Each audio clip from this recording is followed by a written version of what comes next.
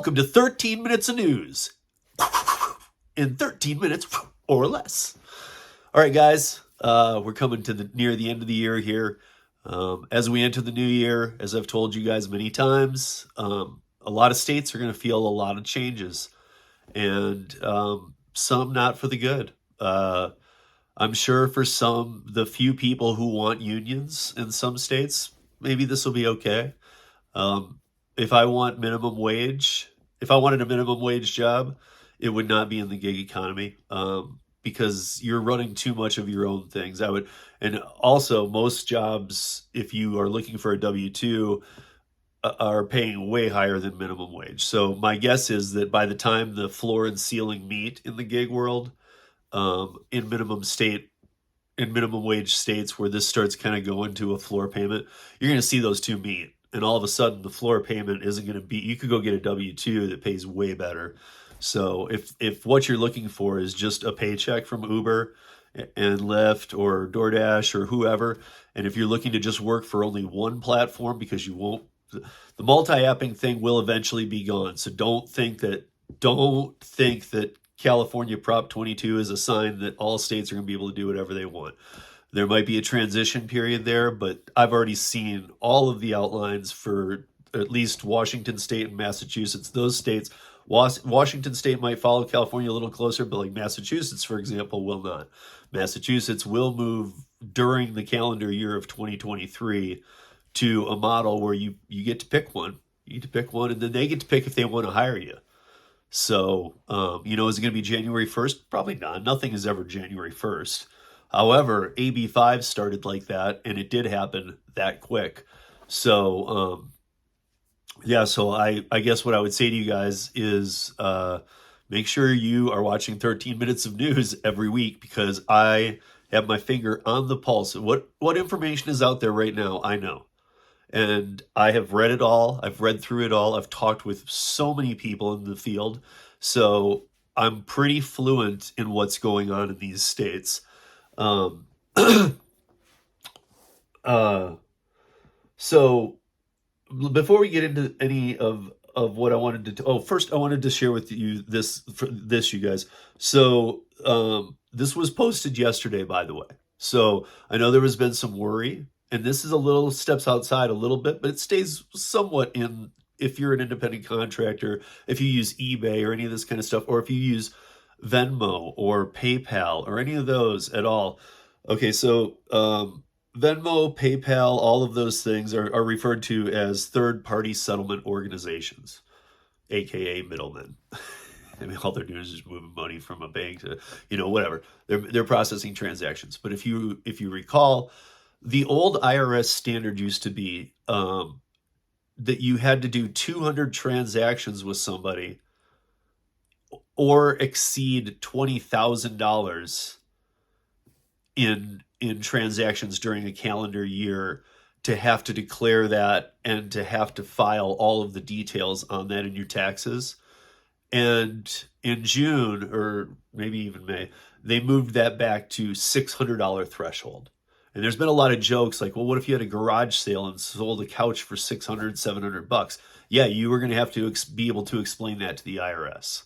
And that's been in place, and it's been concerning a lot of people. Well, the IRS on their official website, yesterday, posted that they are not ready to undertake this, and that will be pushed a year. So a little breathing room there. If you are doing transactions for 2022, you will not have to declare. You will not get a 1099-K, so you do not have to worry about that. It's the same as it's always been in years past.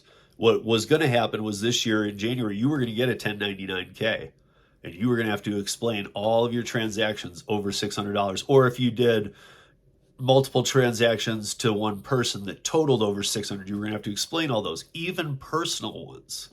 So it's a horrible law. I'm glad they pulled it back. They did just move the date, but I'm going to take that as a win, because I even think that when we get to there, they're not going to be ready to undertake something like that, and new things will appear. But that's my personal thing. I do think that at some point they're going to find a way to crack down on it a bit, but this is a huge win. This is a huge win for independence. This is a huge win for freedom, for being able to do what you want as long as you're staying within the legal boundaries of reporting your taxes. And that's the one clause I will put on there. Just you guys make sure you're doing your taxes properly. And if you don't know how, don't feel bad. Most people don't. Have somebody else look at your taxes. It's really not the people looking at your taxes, they're there to help you. They are not there to go, what's this? That's what an audit's for. Okay, and you don't want one of those. So I will put the link to this IRS website so that you guys can read about it further, because there's a lot of detail in there, but I won't go into it here. But I will put the link in the show notes of this. So I want to talk to you guys for a minute too about January strategies, because I've been talking to a lot of people around the country and on the audio podcasts and stuff about, where do you think this December's been? Are you earning as much as you have in previous years? Are you able?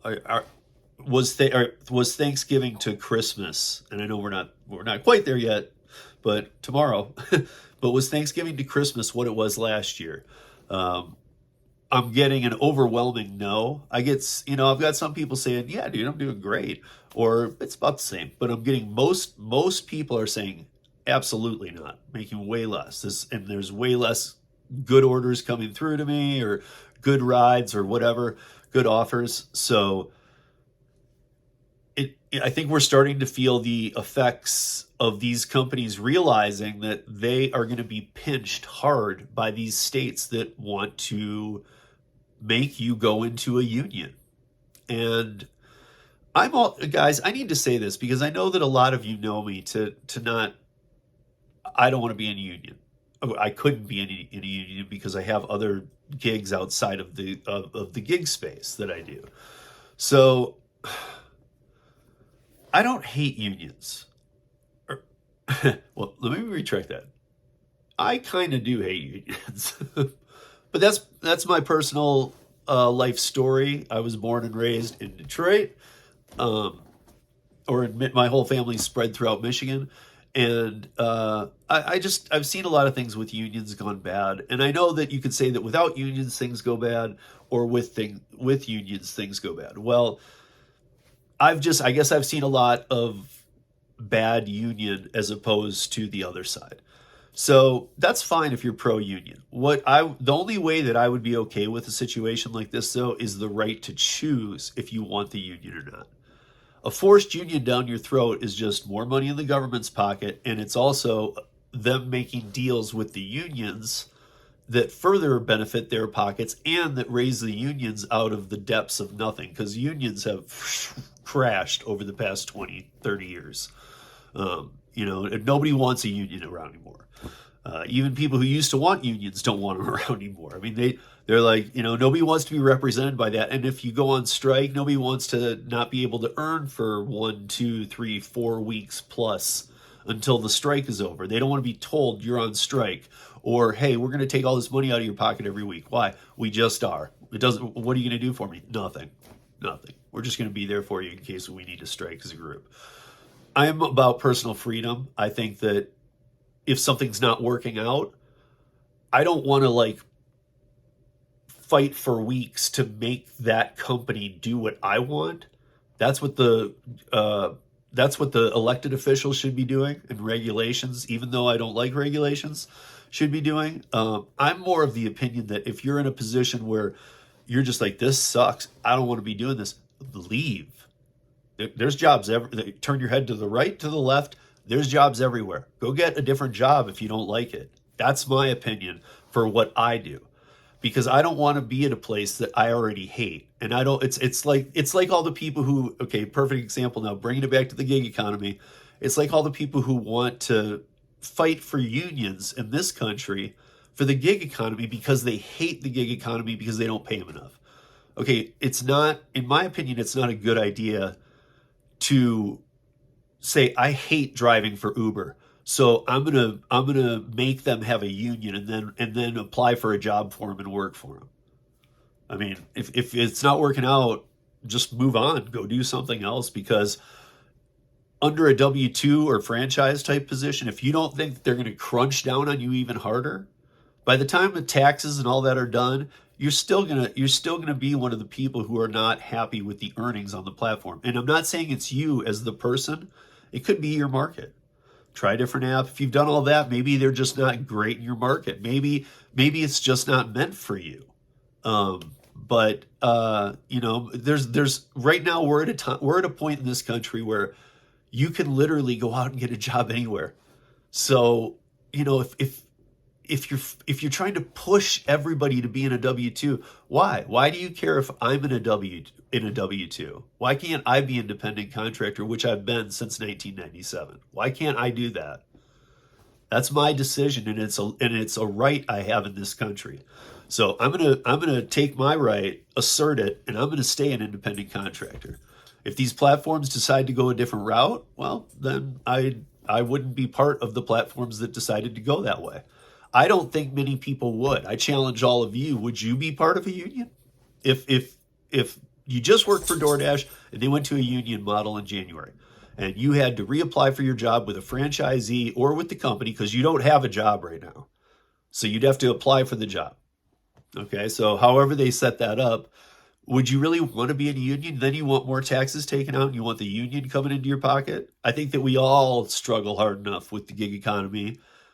We can make it work real good in some markets, but if that was happening, that changes the whole landscape of the game. So, yeah, I that's my big thing this week, you guys, is make sure you're paying attention. I'm sure that I'm going to be talking about a lot of news next week, but I'm also going to bring this up at the very end because it'll be the last 13 minutes of news of the year. And to be honest, pay attention. Make sure that it doesn't have to be just through me or other YouTube channels. Pay attention in your state specifically. Because the federal, we already know what they're doing. They're all backing the proposal, or they're trying to get everybody on board enough to back this proposal. So pay attention in your state.